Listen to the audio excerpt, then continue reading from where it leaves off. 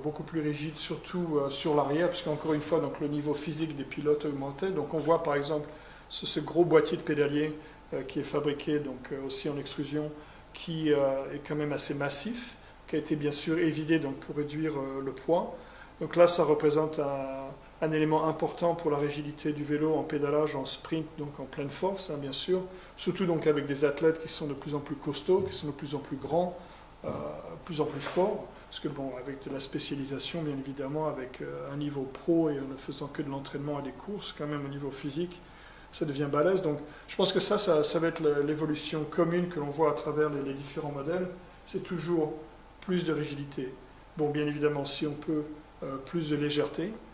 C'est pas toujours facile de combiner les deux. Et puis donc au niveau géométrie, encore une fois, je pense que ce que l'on voit hein, au travers des âges, c'est bon, bien sûr la longueur des cadres, ce qu'ils aiment. Hein. On peut combiner bien sûr la longueur arrière avec la longueur avant. Donc un cadre par exemple qui est très court de l'arrière va être très maniable, très facile à lever. Par contre, bon, plus les vitesses sont élevées, comme on en a parlé, hein, bien évidemment la progression au niveau des pistes fait que maintenant on est sur des pistes très rapides, avec des sauts très longs. Donc on va avec bien des sûr... vitesses incroyables.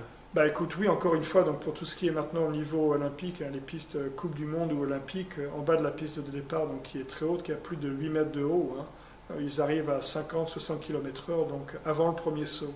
Donc ce qui leur permet de sauter, bien sûr, des sauts qui font 10, 13, 14 mètres de long, hein, même voire plus. Voilà, donc là on va sauter quelques années, bien sûr, on reste sur de l'aluminium. Là c'est le cadre Blackout, qui était aussi un projet de vélo complet, donc avec une couleur complètement noire pratiquement, donc c'est ce qui s'appelle le blackout.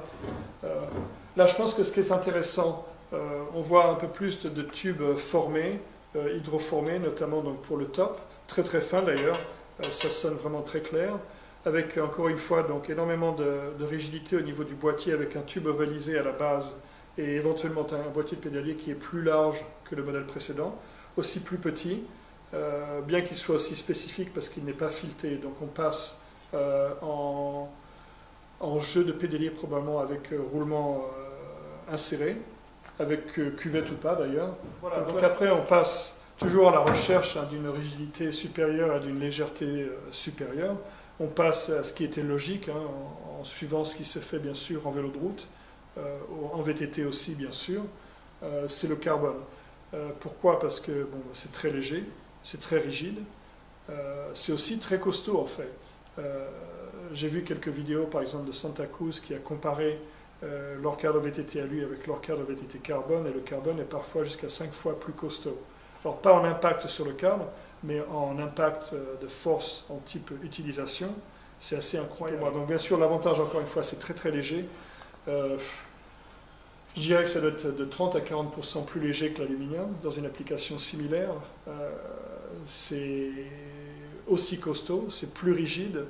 De quel, moi je dirais 20% de gain en rigidité probablement, bien que je ne sois pas un ingénieur, donc il faudra vérifier, mais c'est quand même un produit donc, qui est plus léger, qui est plus rigide, qui est aussi plus costaud. Donc c'était l'évolution logique, puisque bon, les pilotes sont de plus en plus costauds, pédalent de plus en plus fort, vont de plus en plus vite, ont besoin d'avoir un produit qui est à la pointe au niveau performance. Donc bien sûr le carbone pour les marques principales était la solution.